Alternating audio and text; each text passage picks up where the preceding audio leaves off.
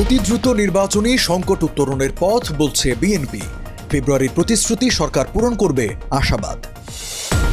এনসিপির প্রতি পক্ষপাতিত্ব করছে সরকার, প্রধান উপদেষ্টার সঙ্গে বৈঠকে ১৩ রাজনৈতিক দল। বৈষম্যহীন দেশ গড়ার উল্টো যাত্রা করেছে সরকার, মন্তব্য আনু মোহাম্মদের। ১ বছরের হিসাব চান জিল্লুর রহমান। মাইলস্টোন দুর্ঘটনায় নিহতের সংখ্যা কমালো স্বাস্থ্য অধিদপ্তর, ক্যাম্পাসে সাংবাদিক প্রবেশে নিষেধাজ্ঞা। ডক্টর ইউনূসের স্বজনপ্রীতির সবচেয়ে বড় উদাহরণ স্বাস্থ্য উপদেষ্টা নূরজাহান বেগমের পদত্যাগ দাবি এনসিপির। এবং জাপানের সঙ্গে ইতিহাসের সবচেয়ে বড় বাণিজ্য চুক্তির ঘোষণা ট্রাম্পের, শুল্ক কমে 15%। আমন্ত্রণ টিভিএস নিউজ অব দ্য ডেতে, সাথে আছে আমি রঞ্জু ইফতেখার। এতক্ষণ দেখছিলেন সংবাদ শিরোনাম, এবারে জানাবো বিস্তারিত। চলমান রাজনৈতিক পরিস্থিতি থেকে উত্তরণে অতি দ্রুত নির্বাচনের মাধ্যমে একটি রাজনৈতিক সরকার প্রতিষ্ঠা করাই একমাত্র পথ বলে মন্তব্য করেছেন বিএনপির মহাসচিব মির্জা ফখরুল ইসলাম আলমগীর। 23 জুলাই বুধবার দুপুরে গুলশানে বিএনপির চেয়ারপারসনের কার্যালয়ে জাতীয়তাবাদী ক্ষুদ্র জাতিগোষ্ঠী দলের সঙ্গে এক বৈঠক শেষে সাংবাদিকদের প্রশ্নের জবাবে মির্জা ফখরুল কথা বলেন। ফেব্রুয়ারির মাঝামাঝি সময়ে নির্বাচন দেওয়ার যে প্রতিশ্রুতি প্রধান উপদেষ্টা দিয়েছেন সেটা তিনি বাস্তবায়ন করবেন বলে আশাবাদ ব্যক্ত করেন বিএনপি মহাসচিব। তিনি বলেন, এ বিষয়ে স্পষ্ট ঘোষণা দেওয়া উচিত যেন আর কোনো অস্পষ্টতা না থাকে। আমরা তাকে অনুরোধ করেছি, তিনি আশ্বাস দিয়েছেন ব্যবস্থা নেবেন। রাজনৈতিক দল হিসেবে আমরা চাই দ্রুত নির্বাচন হোক এবং একটি রাজনৈতিক সরকার প্রতিষ্ঠা পাক। এনসিপির প্রতি পক্ষপাতিত্বমূলক আচরণ করছে সরকার।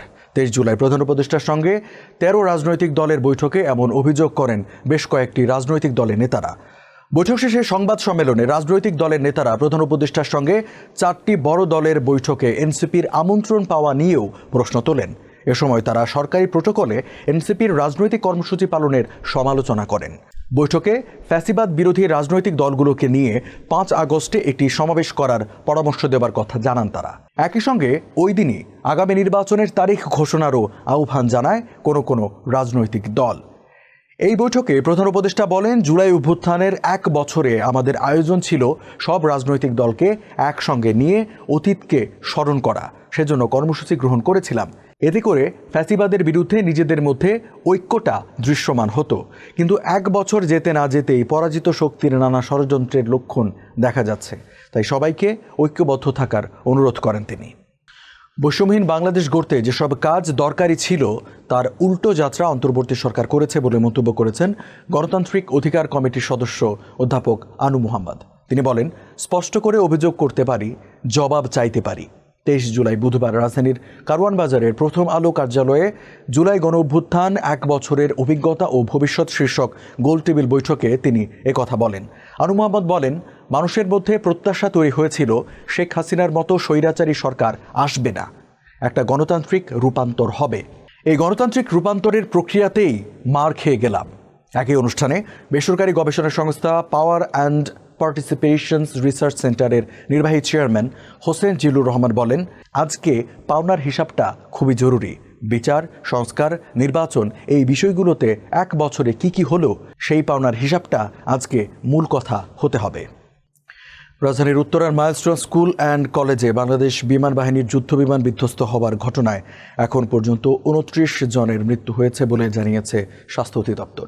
23 জুলাই বুধবার দুপুর 1টা পর্যন্ত নিহতদের হালনাগাদ তালিকা প্রকাশ করে সংস্থাটি। তালিকায় রয়েছেন যুদ্ধবিমানের পাইলট ফ্লাইট লেফটেন্যান্ট তৌকির ইসলাম, মাইলস্টোন স্কুলের শিক্ষক মেহরিন চৌধুরী ও মাসুকা বেগম এবং অভিভাবক রজনী ইসলাম। তবে নিহতদের মধ্যে এখনও 6 জনের পরিচয় শনাক্ত করা যায়নি বলে তালিকায় উল্লেখ করা হয়েছে। তালিকাটি স্বাক্ষর করেন স্বাস্থ্য অধিদপ্তরের হাসপাতাল ও ক্লিনিক শাখার পরিচালক আবু হোসেন মোহাম্মদ মইনুল আহসান। বিমান বিধ্বস্তের ঘটনার পর আজ সকাল থেকে মূল ফটক বন্ধ করে দেওয়া হয়েছে। এতে সাংবাদিক ও কৌতূহলী দর্শনার্থীদের প্রবেশ সীমিত করা হয়েছে। এ বিষয়ে তুরাগ থানার কমিউনিটি পুলিশ সদস্য মোহাম্মদ রফিকও জানান, তাদেরকে বলা হয়েছে সাংবাদিকদের ভেতরে ঢুকতে না দিতে এবং বাইরে অপেক্ষা করতে বলতে। অন্তর্বর্তী সরকারের স্বাস্থ্য উপদেষ্টা নূরজাহান বেগমের পদত্যাগ চেয়েছেন জাতীয় নাগরিক পার্টি এনসিপির দক্ষিণাঞ্চলের মুখ্য সমন্বয়ক হাসনাত আবদুল্লাহ। 23 জুলাই বুধবার দুপুরে চাঁদপুর বাসস্ট্যান্ড এলাকায় দেশ গড়তে জুলাই পদযাত্রা কর্মসূচির পথসভায় তিনি কথা বলেন। হাসনাত আবদুল্লাহ বলেন, এই সরকারের কাছে অনেক প্রত্যাশা ছিল। অভ্যুত্থানের পর আমরা রাষ্ট্র ব্যবস্থাকে ঢেলে সাজাতে চেয়েছিলাম, কিন্তু দুঃখের বিষয় আমাদের স্বাস্থ্য ব্যবস্থা আগের মতো, আইন শৃঙ্খলা ব্যবস্থাও আগের মতো। একজন স্বাস্থ্যমন্ত্রী আছেন, চেনেন ওনাকে? উনি ডক্টর মোহাম্মদ ইউনূসের ভাই ব্রাদার কোটায় আসছে। ডক্টর মোহাম্মদ ইউনূসের স্বজনপ্রীতির সবচেয়ে বড় উদাহরণ স্বাস্থ্য উপদেষ্টা। সবসময় বলে আসছি, এই স্বাস্থ্য উপদেষ্টার কোনো প্রয়োজন নাই। স্বাস্থ্য উপদেষ্টা নূরজাহান বেগম স্বাস্থ্য ব্যবস্থা ও চিকিৎসা সম্পর্কে কিছু বোঝেন না বলে মন্তব্য করেন বৈষম্য বিরোধী ছাত্র আন্দোলনের সাবেক আহ্বায়ক হাসনাত আবদুল্লাহ। তিনি বলেন, ওনার একমাত্র যোগ্যতা উনি গ্রামীণ ব্যাংকে ছিল এবং ডক্টর মোহাম্মদ ইউনূসের কাছের মানুষ। অন্যতম বাণিজ্য অংশীদার জাপানের সঙ্গে একটি বড় আকারের বাণিজ্য চুক্তির বিষয়ে ঘোষণা দিয়েছেন যুক্তরাষ্ট্রের প্রেসিডেন্ট ডোনাল্ড ট্রাম্প।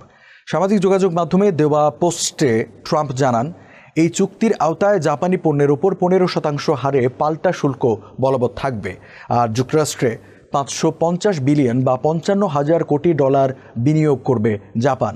ট্রাম্প আরও জানান, নতুন এ বাণিজ্য চুক্তির আওতায় গাড়ি, চাল, ট্রাক ও বেশ কিছু কৃষি সামগ্রী সহ মার্কিন বিভিন্ন পণ্যের জন্য নিজেদের বাজার উন্মুক্ত করবে জাপান। ওয়াশিংটনের সঙ্গে এই চুক্তি নিয়ে দর কষাকষিতে টোকিওর পক্ষ থেকে মুখ্য আলোচক ছিলেন রয়োসেই আকাজাওয়া। গতকাল ফেসবুকে পোস্ট দিয়ে আকাজাওয়া জানান, তিনি হোয়াইট হাউস সফর করেছেন। হ্যাশট্যাগে লিখেছেন, অভিযান সমাপ্ত। দর্শক, এই ছিল আজকে টিভিএস নিউজ অব দ্য ডেতে। এতক্ষণ সাথে থাকার জন্য ধন্যবাদ সবাইকে।